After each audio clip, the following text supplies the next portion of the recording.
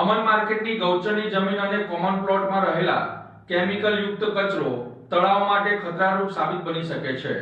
અમન માર્કેટનો common plot અને ગૌચરનો plot તળાવની એકદમ બાજુમાં આવેલો છે। કોમન પ્લોટ અને ગૌચરની જગ્યા પર કેમિકલ યુક્ત કચરો કેટલાક અમન માર્કેટના ભંગારિયાઓ દ્વારા ગેરકાયદેસર રીતે નિકાલ કરવામાં આવી રહ્યો છે।